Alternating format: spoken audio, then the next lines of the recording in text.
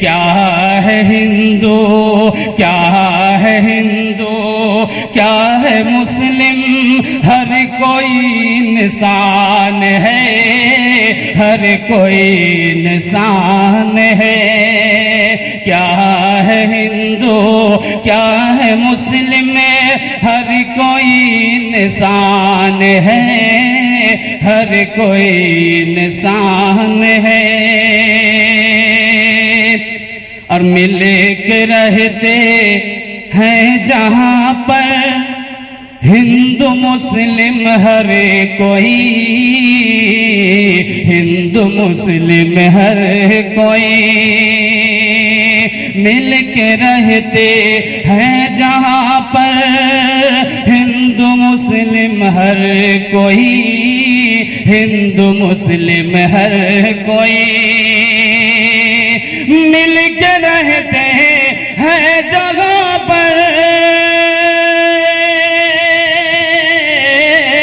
मिल के रहते हैं जहां पर हिंदू मुस्लिम हर कोई, हिंदू मुस्लिम हर कोई। वो वतन मेरा है जिसका नाम हिंदुस्तान है, नाम हिंदुस्तान है। वो वतन मेरा है जिसका नाम हिंदुस्तान है, नाम हिंदुस्तान है।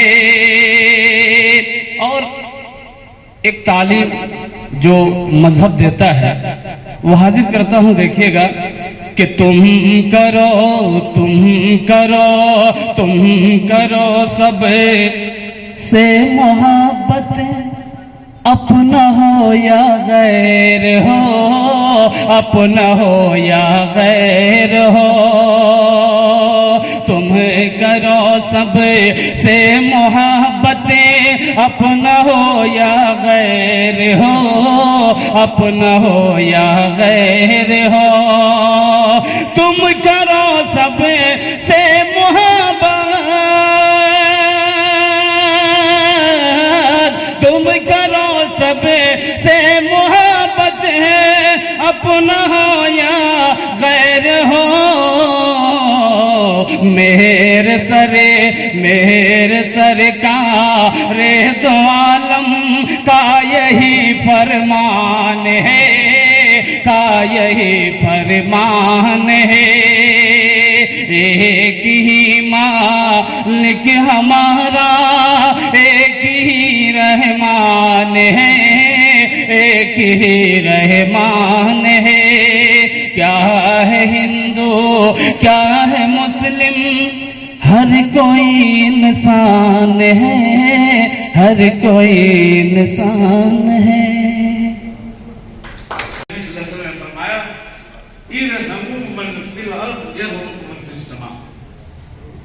तुम जमीन वालों पे रहम करो, आसमान वालों तुम पर रहम करें। इस्लाम की तालीम ये भी है कि अगर कोई शख्स कोई जरूरत आपके सामने रखता है तो धर्म कभी नहीं देखना, मजहब नहीं देखना। अगर कोई प्यासा है, पानी मांगता है, नहीं देखना किस धर्म का है, फौरन पानी देना।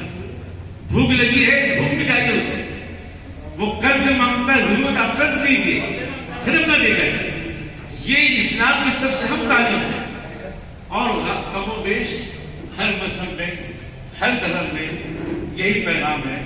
और ये बड़े अफसोस की बात यह है, तो हमने ये महसूस किया है कि इस देश के लिए, इस देश की आजादी के लिए 1919 में यह जमीयतुल उलमा का जो निर्माण हुआ था, आज आजादी के हीरक वर्ष में भी उसकी आवश्यकता अत्यंत महसूस की जा रही है। अब कहेंगे आप कैसे? उसकी आवश्यकता क्यों पड़ी थी उस समय? इसलिए कि हिंदुओं को मुसलमानों से, मुसलमानों को ईसाइयों से, ईसाइयों को सिख से बांटा जा रहा था। और तब जमीयत उलेमा हिंद की आवश्यकता पड़ गई थी कि समूचे से देश में अगर हमें बांटने वाला लोग है तो हम लोगों को एक होकर के उसका मुखालफत करने के लिए तैयारी करनी चाहिए। और हम आप तमाम लोगों का लोहरदगा की ओर से धन्यवाद देंगे कि आप उस पैगाम को यहां पर ला करके आए हैं। इंसान का इंसान से हो भाईचारा, यही जमीयत उलेमा हिंद का पैगाम है हमारा। इसलिए हम आप तमाम लोगों का हार्दिक अभिनंदन करते हैं। हम रांची में रह रहे हैं, लेकिन लोहरदगा के जब भी माहौल कशिश भी फैला है, समरिया जी के साथ हम भी सड़क पर निकलते रहे हैं। और इसी कड़ी में मैं इनके बातों से एक बात कहना चाहूँगा कि शूद्र ब्राह्मण मुगल पठान, शूद्र ब्राह्मण मुगल पठान, निर्मल निर्धन या धनवान सब है आदम की संतान। सबको समझो एक समान, सबको समझो एक समान, यही नारा जमीयतुल उलमा हिंद का पूरे भारतवर्ष के कोने कोने पर लगाया जा रहा है। और शांति अमन बहाल करने में हमारे बीच एक नौजवान मौजूद हैं, मास्टर, वो हेडमास्टर भी है, उनका नाम मैं लगभग किशोर कुमार वर्मा जी, सेवानिवृत्त हो गए, किशोर कुमार वर्मा इनके बाद है। वर्मा जी से हम निवेदन करेंगे कि बहुत संक्षिप्त में अपनी बातों को यहाँ पर रखें, क्योंकि बहुत से लोगों को तो बहुत ही विशेष पहल है। समरिया जी ने बहुत अच्छी बात अभी लोगों को बताए, हम लोग सुने। हम लोग भी चाहते हैं कि लोहरदगा में अमन चैन बना रहे, खुशहाली बना रहे। परंतु मैं एक शिक्षक रहा हूं और बराबर इससे पहले भी वार्ड कमिश्नर जब रहा था उस समय भी एक बार घटना लोहरदगा में घटी थी, बाद में भी घटना घटी। इंसान में अच्छाइयां भी होती है, बुराइयां भी होती है, कोई अच्छाई निकालने का प्रयास नहीं करता है। हम तो कहेंगे आप सभी लोगों से कि अच्छाइयां निकालने का प्रयास कीजिए, हर इंसान में अच्छाइयां होती है। हमारे बीच मजहबी पेशवा धर्म गुरु फादर थॉमस जी भी तशरीफ रखते हैं। बहुत ही अदब के साथ मैं उनसे निवेदन करूंगा वो माइक के पास आए और अज़ार ख्याल करें, अपनी बातों को रखें। फादर थॉमस जी, मैं आपसे निवेदन करता एक अनोमली, क्योंकि हमारा स्वतंत्र प्राप्त करने के लिए वहां पर कोई जाति या धर्म को नहीं देखे, वहां पर भेदभाव तो नहीं था। और 75 इयर्स के बाद हम क्यों यहां पर संसद क्या सद्भावना का संसद क्यों बना रहे? सोचने का बात है मेरे भाई, क्यों हम लोग सद्भावना के नाम पर यहां पर बैठे हैं? बहुत बार हम ये सोचते हैं, पेपर में पढ़ता है, देखता है, कोई भी हम लोगों का त्योहार आता है, कोई भी हम लोग का त्योहार आता है, उसके पहले 2 दिन के पहले हम लोग एक व्हाट कहना बेटी शांति समिति, एक शांति समिति का मीटिंग देखता है। मतलब क्या है? क्यों हमको ये सब करना पड़ता है? आप लोग सोचे हैं?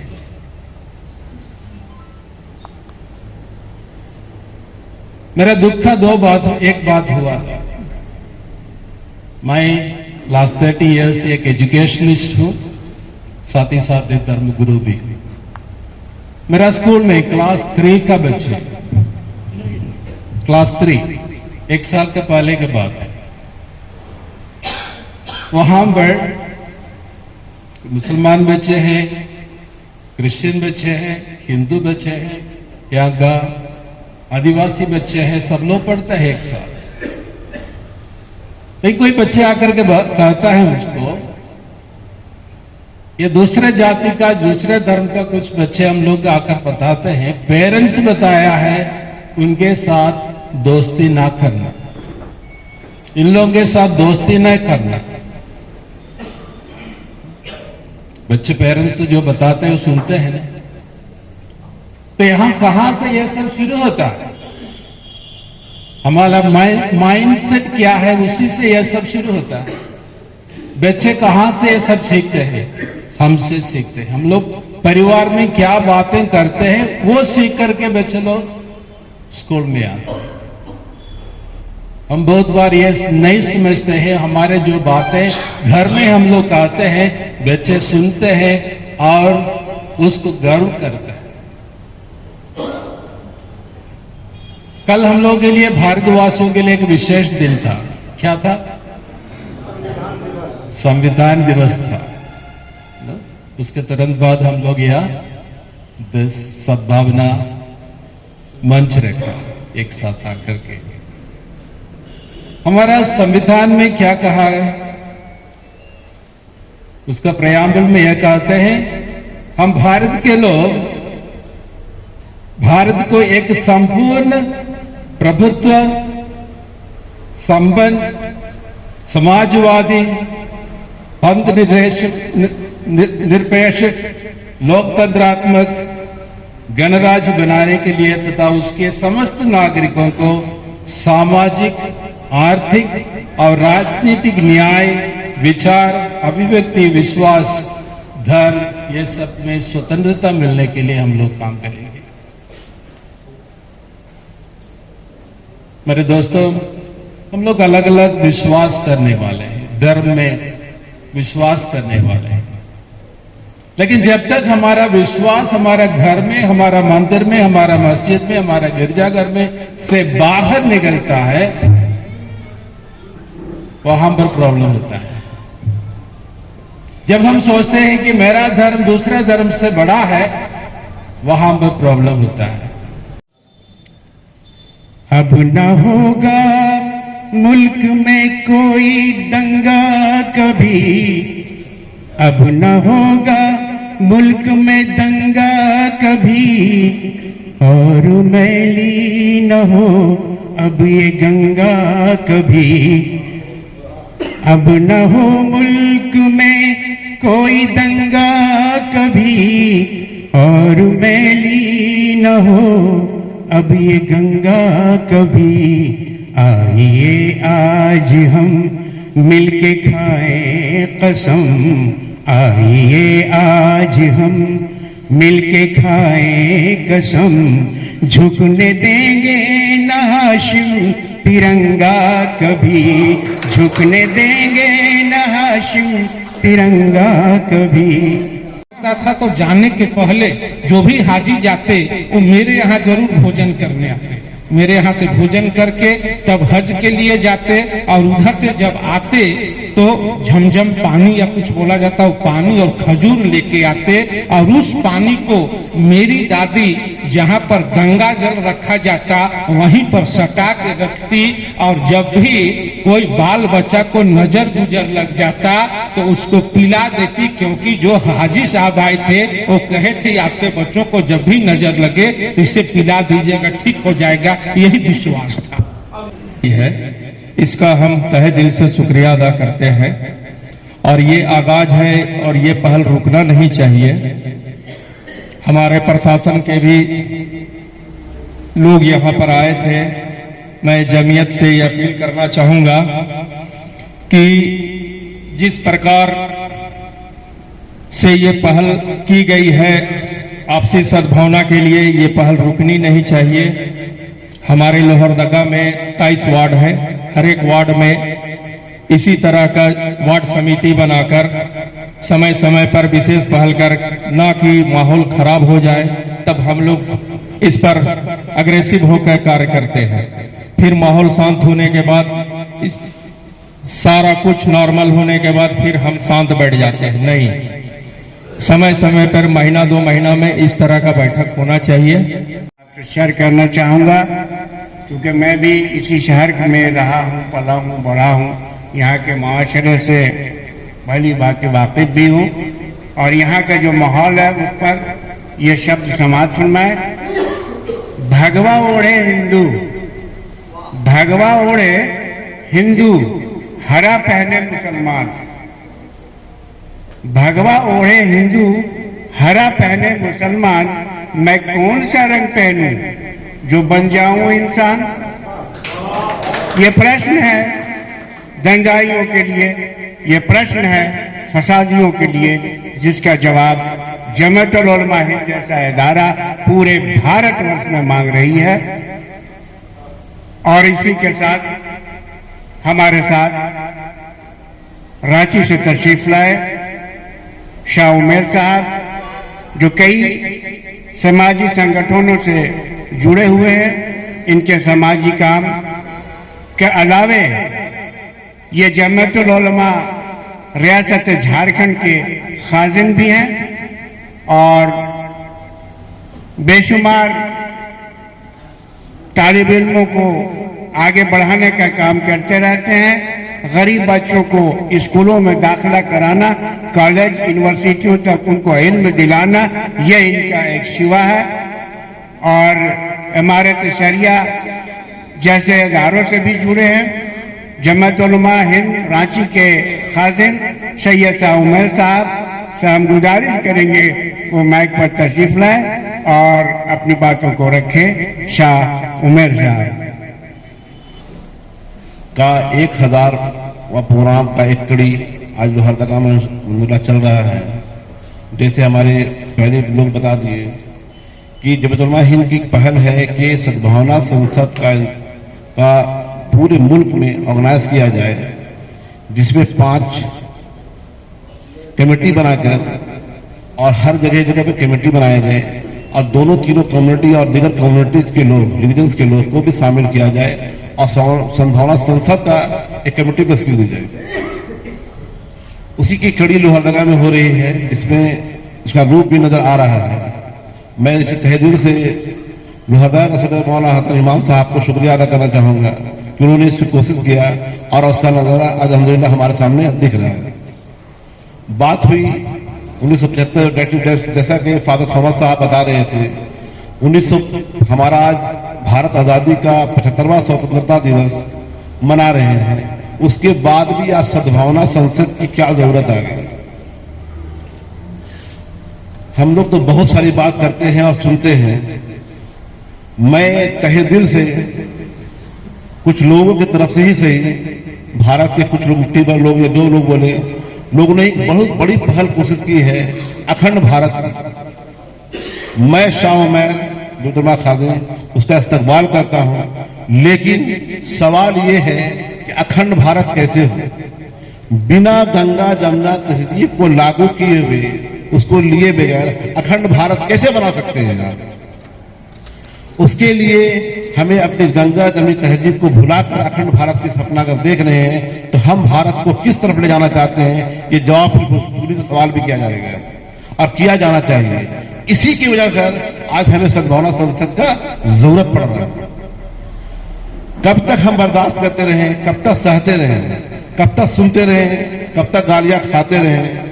कुछ लोग की वजह कर पूरा हिंदुस्तानी बदनाम हो रहा है। इसमें कोई हिंदू और कोई मुसलमान नहीं, असल पहले तो हम हिंदुस्तानी हैं, उसके बाद में हिंदू और मुसलमान हैं। पहले हमें ये सोचना होगा कि वो कहने वाले कौन है, कि वो भारत से हैं या किसी और देश से आए हुए हैं, कि हमारे भारत को टुकड़ा टुकड़ा करना चाह रहे हैं। इस बात को सोचना होगा कि हम कहां जा रहे हैं, हमारा मुल्क कहां जा रहा है और किसके इशारे पर जा रहा है। जिन्होंने देश की कभी कुर्बानी नहीं दी, आज वो देश की बड़ी बड़ी बागडोर संभाले बैठे हैं, अब देश को टुकड़ा टुकड़ा करने में लगे।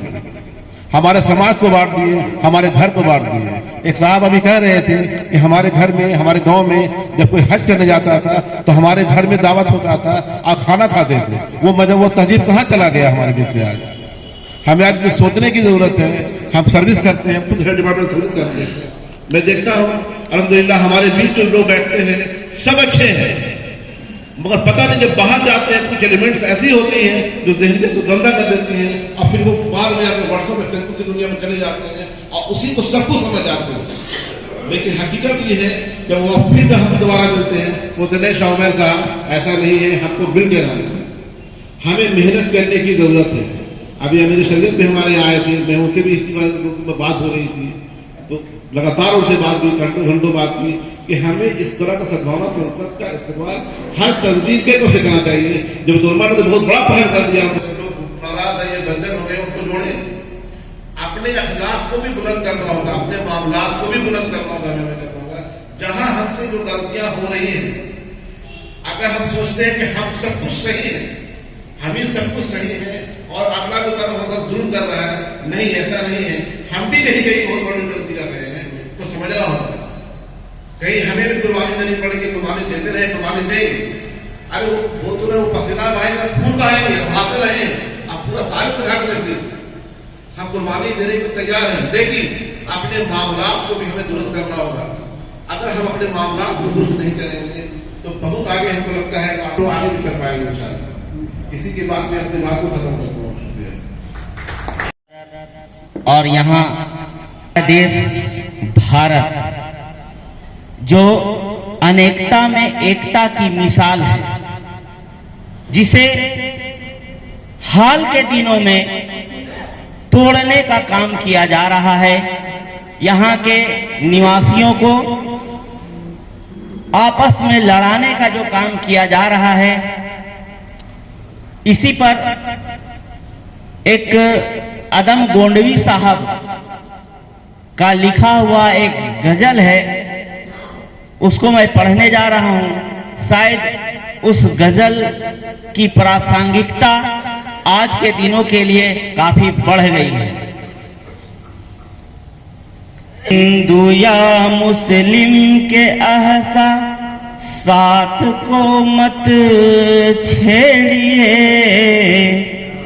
हिंदू या मुस्लिम के आहसा साथ को मत छेड़िए, अपनी कुर्सी के लिए, अपनी कुर्सी के लिए जज्बात को मत छेड़िए, अपनी कुर्सी के लिए जज्बात को मत छेड़िए।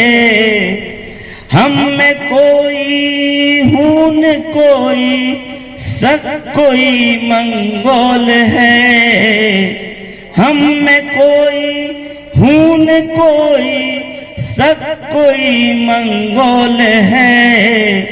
दफन है जो बात, दफन है जो बात, अब उस बात को मत छेड़िए, हिंदू या मुस्लिम के साथ को मत छेड़िए, अपनी कुर्सी के लिए, अपनी कुर्सी के लिए जज्बात को मत छेड़िए। गर गलतियां बाबर की थी, गर गलतियां बाबर की थी, जुम्मन का घर फिर क्यों जले, गर गलतियां बाबर की थी, गर गलतियां बाबर की थी, जुम्मन का घर फिर क्यों जले। ऐसे नाजुक वक्त में, ऐसे नाजुक वक्त में हालात को मत छेड़िए, ऐसे नाजुक वक्त में हालात को मत छेड़िए। आज हम लोग अपनी बात सुनाने नहीं, बल्कि जो हमारे बड़े लोग यहाँ पर मौजूद हैं, जो हमारे बुद्धिजीवी और धार्मिक लोग यहाँ पर मौजूद हैं, हम उनकी बातों को सुनने और उनसे शिक्षा प्राप्त करने के लिए यहाँ पर आए हैं। लेकिन जमीयत उलमा जिला लोहरदगा के महासचिव हजरत मौलाना अब्दुल हमीद साहब मज़ाहिरी की गुजारिश पर मैं आप हजरात के सामने खड़ा हूँ। मेरे भाइयों, असल तो ये है कि हमारे अंदर किस तरीके पर मोहब्बत, प्रेम और भाईचारगी पैदा हो जाए, अगर सही मानों में देखा जाए और हम लोग महात्मा गांधी की जिंदगी को पढ़ने की कोशिश करें। आप महात्मा गांधी की जिंदगी को पढ़कर आप उससे ये सीख प्राप्त करेंगे कि उनका जो बचपन का जमाना गुजरा है, अगर सही तरीके पर देखा जाए, ज्यादातर बचपन का जमाना मुस्लिम इलाकों में रहकर, मुस्लिम दोस्तों के साथ रहकर महात्मा गांधी की जिंदगी गुजरी है। और उन्होंने एक सीख उनसे ये लिया कि जब वो बड़े हुए और उनके माबैन, उनके दरमियान कोई धार्मिक सभाएं हुआ करती थी अपने लोगों को, जहां पर वो ये कहा करते थे कि तुम अपनी महफिलों में, अपनी सभाओं में गीता पढ़ा करो। ये तलकीन भी करते थे कि कुरान की तिलावत भी किया करो। अगर वो मुसलमानों के पास जाते, उनसे ये कहा करते, तुम अगर अपनी मजलिसों में, अपनी महफिलों में, अपनी धार्मिक सभाओं में अगर कुरान की तिलावत करते हो तो तुम्हें बाइबल से भी, गीता से भी सीख प्राप्त करनी चाहिए। मुझे भी जानकारी मिली है कि लोहरदगा के डिप्टी कमिश्नर और सुपरिटेंडेंट ऑफ पुलिस को भी इस प्रोग्राम में शिरकत की दावत दी गई थी। मैं बड़ी जिम्मेदारी के साथ ये बात कहना चाहूंगा कि ये मुट्ठी भर लोगों की जो जमात यहाँ बैठी है वो आपकी अमन और शांति के मोहताज नहीं। हम दिनेश पांडे के साथ मिलकर इस जिला में शांति और अमन बहाल करेंगे। मुझे दुख है और अफसोस है कि आप इस सभा में ना आकर यहाँ के लोगों को, दिलों को कचोड़ने का काम किया है। हमारी बात अगर डिप्टी कमिश्नर तक जाती है तो मैं उनसे रिक्वेस्ट करूंगा कि इस तरह की सभाएं जब भी शहर में लगाई जाए, इस तरह की संसद जब भी शहर में चलाई जाए, आप अवश्य आए। अगर आप नहीं आते हैं तो हमें तकलीफ होती है और आपके इस अमल और हरकत से मुनाफरत फैलाने वालों की मनोकामना बढ़ती है। इसलिए डिप्टी कमिश्नर साहब, सुपरिटेंडेंट ऑफ पुलिस साहब, आप अपनी जिम्मेदारियों को समझें। अब मैं बालमुकुंद लोहरा जी से गुजारिश करूंगा कि वहां पर आए। बालमुकुंद लोहरा जी दबे कुचले दलित की लड़ाई लड़ते हैं। हम उनके साथ पिछले कई सालों से भी रहे हैं। आज इत्तेफाक है वो हमारे बीच तशरीफ रखते हैं। हम उनसे निवेदन करते हैं वो यहाँ पर आए और अपने बातों को रखें। ये सद्भावना संसद का जो आयोजन किया गया, इसकी जितनी भी तारीफ की जाए वो कम है। चूंकि हाल के दिनों में हमारे देश में, शहर में जिस तरह से नफरत फैलाई जा रही है, भाई से भाई को बांटा जा रहा है, जो काफी गंभीर मामला है। हम लोग कल भी संविधान दिवस मनाए और रामायण, महाभारत, गीता, कुरान, बाइबल, सबसे बड़ा ग्रंथ मेरा संविधान है। और इस संविधान हमको आपसी भाईचारा, प्रेम, सद्भावना, सभी लोगों को एक बराबर उसमें माना गया है। और हम लोग भी, चाहे हिंदू हो, मुसलमान हो, सभी लोग आपस में भाईचारा चाहते हैं। लेकिन हमारे ही बीच के कुछ इक्का दुक्का लोग हमारे बीच में हमारे जो भाईचारा, हमारा जो प्रेम है, उसको बांटने का प्रयास करते हैं। वो हिंदू भी हो सकते हैं, मुसलमान भी हो सकते हैं। लेकिन हम लोग में गलती यही होती है कि हम उनको चिन्हित करके, उनको दंडित करने के बजाय उनके साथ सुर से सुर मिला के और उनका साथ देने लगते हैं, जाति के नाम पर, धर्म के नाम पर। ये हमारे लिए काफी दुखदायी होता है। संविधान, सम के माने बराबर, विधान के माने जो है वो कानून होता है। तो इस मुल्क का जो संविधान है, जो आपको 1950 से लागू है, और वो ये हमको हक और अधिकार देता है कि सबके लिए जो है विधान जो है, कानून जो है, जाब्ता जो है, वसूल जो है, वो सबके लिए जो है सम है, बराबर है, इक्वल है। तो अगर हम सारे लोग, हिंदू, मुसलमान, सिख, ईसाई, उस जो है संविधान को, मसावी विधान को, उस जो है बराबरी के जो है कानून को गहराई से मुताला कर ले और उसमें अमल करना, आचरण करना, प्रैक्टिस करना शुरू कर दे, तो हम समझते हैं कि ये आपस का भाईचारा जो आज टूटता हुआ दिखाई दे रहा है, वो फिर से जो है हमारा संविधान पर पढ़ ले और उस पर चलना शुरू करे, तो फिर हम जो है ये एक हो जाएंगे और ये मुल्क फिर जो है सोने की चिड़िया बन जाएगा। कुछ दो चार शेर हम कह के अपनी बात को खत्म करेंगे। कुछ और प्रोग्राम थोड़े से बाकी है कि रविश को सजाने का अज़्म लेके उठे, रविश को सजाने का अज़्म लेके उठे, फिजा में फूल खिलाने का अज़्म लेके उठे। जहां में नादिरो चंगेज फिर हुए पैदा, जहां में नादिरो चंगेज फिर हुए पैदा, हर एक जुल्म मिटाने का अज़्म लेके उठे। निफाक व बग़्ज़ वो तासुब के इस अंधेरे में, निफाक व बग़्ज़ वो तासुब के इस अंधेरे में, वफा का दीप जलाने का अज़्म लेके उठे। इन्हीं बातों के साथ मैं अपनी बात को हर जगह इस प्रोग्राम का इनेकाद किया जाए और पहले जैसे भाईचारगी जो है हमारी जो है बनी हुई थी और इस मुल्क के लिए हम कुर्बानी देने के लिए तैयार थे। इंशाअल्लाह आइंदा भी हम सब एकजुट एक साथ होकर जो आज से 50 साल पहले का एक वाकया मुझे याद पड़ता है।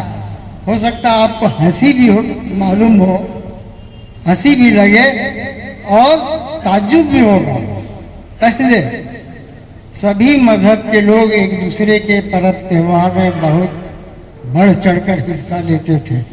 हम लोग भी दशहरा, दिवाली, ईद, बकरीद जो भी हो एक दूसरे का साथ देते थे और तरह तरह के प्रोग्राम में हम लोग भी भाग लेते थे। इसी सिलसिले में दशहरा में एक प्रोग्राम चलता था रामायण वगैरह का, और जिसमें ज्यादातर काम करने वाले एक्टर मुसलमान थे। इसी में एक वाकया है, हैदर नाम का एक शख्स पावर का रहने वाला था और रामचरितमानस या कुछ इसी तरह का प्रोग्राम चल रहा था और हैदर का काम था हनुमान, और वो पहाड़ उठाता है, पहाड़ उठाने का काम वो करता है। तो आमतौर पर ऐसा देखा जाता है कि जब कोई मेहनत वाला आदमी काम करता है तो कोई ना कोई नारा साथ में रहता है। तो हैदर का नारा था, या अली मदद करके पहाड़ उठाता है और कुछ नहीं हुआ। आज का दौर होता तो क्या बात हो जाती है आप समझ सकते हैं।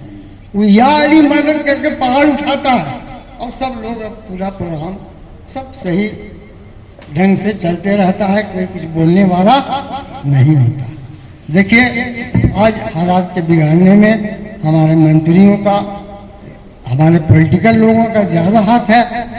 जमातुल उलमा के सेक्रेटरी और मुख्तलिफ समाजी इदारों से जुड़कर काम करने वाले समाजी कारकुन हजरत मौलाना अब्दुल मजीद साहब से गुजारिश करूंगा, जो जमातुल उलमा हिंद के सेक्रेटरी लोहरदगा के हैं, जिनके काविशों से, जिनके मेहनतों से आज का ये प्रोग्राम यहाँ पर कामयाब किया गया है। आप उनको समाअत फरमाएं।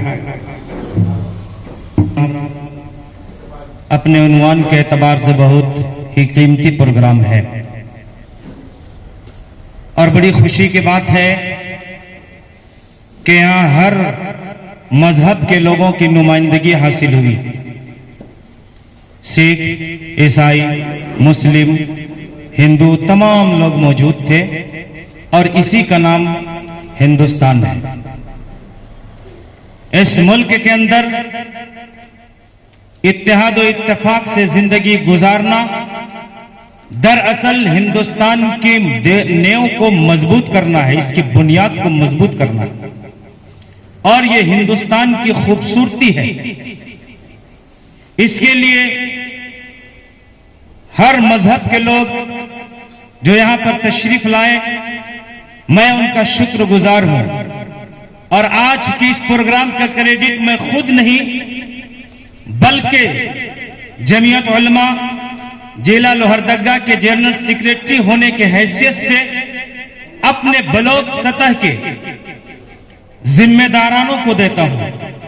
जिन्होंने काविश की कूड़बलोद के मौलाना अब्दुल हसीब साहब, मौलाना हाशिम साहब और इसी तरीके से मुफ्ती इम्तियाज साहब और भंडरा प्रखंड से हाफिज जुबैर साहब, हाफिज मंसूर साहब और इसी तरीके से सेना से मौलाना परवेज साहब और हाफिज वसीम साहब और कैरो प्रखंड से मौलाना जाहिद साहब और मौलाना खलील साहब, इन तमाम लोगों की काविश और आप हजरात ने जो जम करके बैठा और इस प्रोग्राम को कामयाब बनाने के लिए आपने जो सही की, अपनी कुर्बानी की दी, मैं आप सबके तहे दिल से शुक्रगुजार हूं। और जमीयत उलमा लोहरदगा के जानिब से मैं एक पैगाम देता हूं और आपसे अपील करता हूं, गुजारिश करता हूं कि जहां भी रहें आप भाईचारगी को मलहूज रखें, आपस में इत्तेहाद बनाए रखें। इस्लाम पहले तालीम देता है कि इत्तेहाद कायम करो। प्यारे आका जनाब मोहम्मद रसूलुल्लाह सल्लल्लाहु अलैहि वसल्लम ने अपने से ज्यादा गैरों का ख्याल रखा है।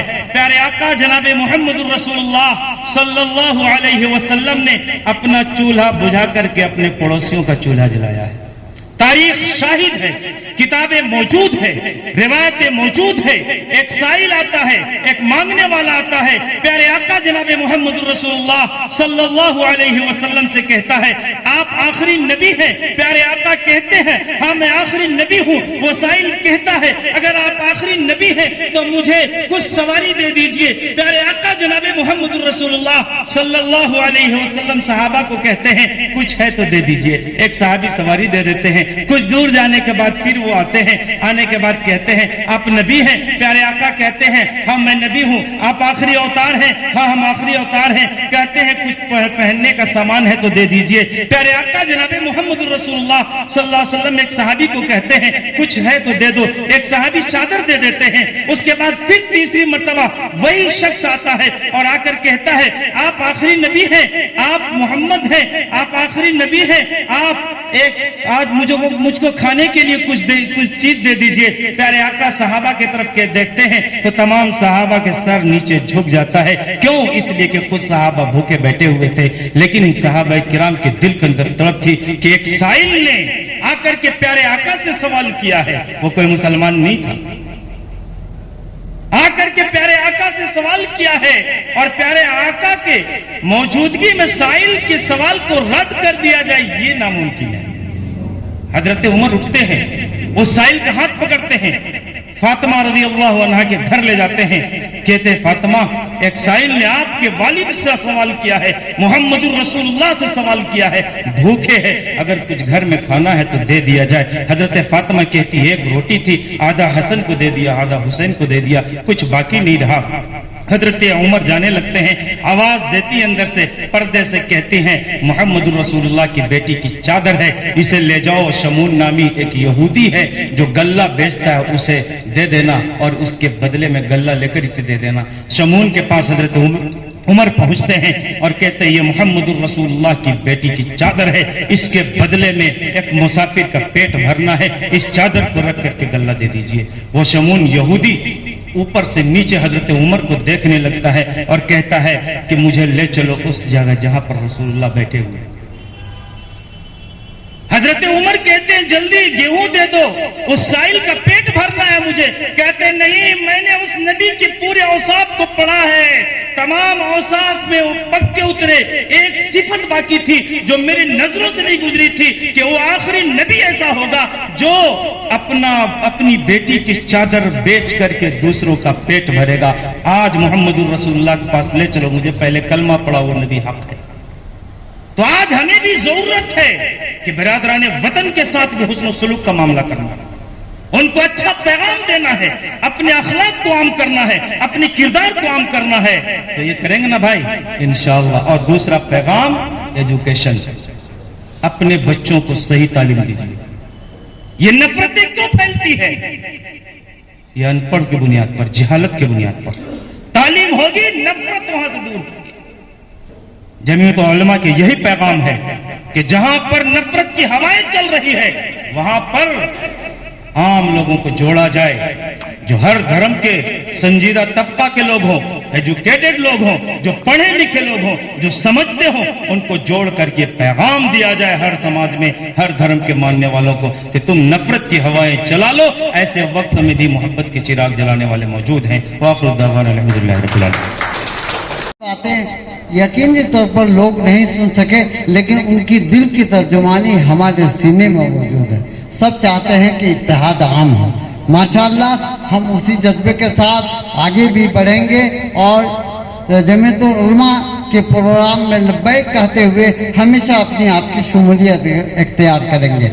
आखिर में मैं अपने मदरसे के मोहतमीम हजरत मौलाना मोहम्मद मुस्तफ़ा कासमी और जमीयतुल उलमा जिला लोहरदगा के सरपरस्त मौलाना मोहम्मद मुस्तफ़ा कासमी से गुजारिश करूंगा अदब के साथ कि माइक पर तशरीफ लाएं और आज के इस प्रोग्राम के इख्तिताम के लिए दुआ फरमाएं। अल्लाह हम लोगों के जमने को कबूल फरमाए। 2 मिनट दुआया कलमात भी कहेंगे, साथ ही साथ वह सबका से अच्छा हिंदुस्तान हमारा। काबिल कद्र मुअज़्ज़ज़ मेहमानान किराम, जमीयत उलमा हिंद की 7 साला तकरीबात के मौके पर आप हजरात मदऊ हैं। यहाँ कोई ज्ञान बांटने नहीं आया है, बल्कि अमन की पुजारी हैं हम, शांति की पुजारी हैं हम, मोहब्बत का पैगाम को आम करने आए हैं। हजरात गिरामी, जमीयत उलमा हिंद जब से कायम है और इनकी बानियों ने इस जमीयत की बुनियाद और डाक बेल डाली है, उस वक्त से ये खालिस एक समाजी तंजीम रही है और इसने मुल्क को हमेशा जोड़ने का काम किया है और मुल्क को ये पैगाम दिया है कि आप और हम हमेशा बैठ करके मुल्क की अमन की शांति के पैगाम हिंदू मुस्लिम सिख ईसाई बुद्धिस्ट तमाम को आम हो और उनकी ज़हन और दिमाग से ये बात निकल जाए कि मुल्क ये हिंदुस्तान की में आजादी की कारनामे जो इस मुल्क ने दिया है किसी एक का नहीं है। मेरे मोहतरम भाइयों, वो किसी भी मजहब से ताल्लुक रखता हो, तमाम मजाहिब का एक साथ पूरी कुर्बानियां रही हैं। खाओ किसी के साथ कम हो बेसी हो, लेकिन कुर्बानियां सबकी हैं। इसलिए इस मुल्क को जोड़े रखना इक्तिदार की हवस में और कुर्सी की हवस में नफरतों का बीज इस हिंदुस्तान ने सहा है, न बर्दाश्त किया है। जब जब इक्तिदार की हवस में इस हिंदू मुल्क के हिंदुस्तान के अंदर कोई बेजा तरीके पे से हुक्मरानी किया है, मुल्क जुल्म को नहीं बर्दाश्त करता, मुल्क उससे छीन ली जाती है और मुल्क दूसरे को फिर दे दी जाती है। हुक्मरान कोई हो, हमारा मुल्क में अमन और शांति को की आम पैगाम को आम करना है। और आज इस मंच से और इस सभा से और इस मजलिस से भी पूरे हिंदुस्तान के लोगों को यही पैगाम दिया जा रहा है।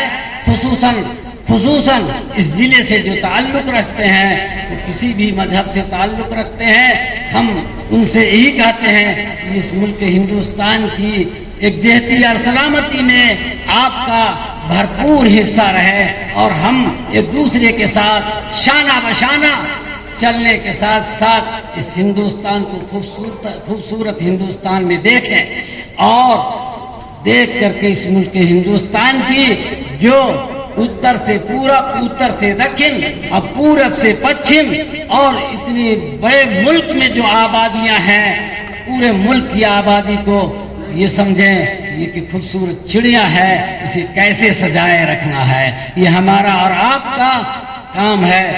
अल्लाह तबारक व तआला इस मुल्क को उसी तरीके से कायम व दायम रखे। जिस तरीके से इस हिंदुस्तान को हमारे अकाबिलों ने किसी भी मजहब से ताल्लुक रखते हों, वो 1947 में हमें सजा करके दिया था, वही 1947 की तरह आज भी ये मुल्क उसी तरीके से कायम व दायम और रवानी के साथ चलता रहे और नफरतों का बीज इस मुल्क से इसका खात्मा हो और मोहब्बत आम हो। इन्हीं चंद दुआओं के साथ पूरे मुल्क के लिए और अमन शांति के लिए हम दुआ गो हैं। अल्लाह तबारक व तआला फरमा, ऐ अल्लाह इस मुल्क में अमन शांति बरकरार फरमा। ऐ अल्लाह जिन लोगों ने इस मुल्क को सींचा है बड़ी कुर्बानियों के साथ,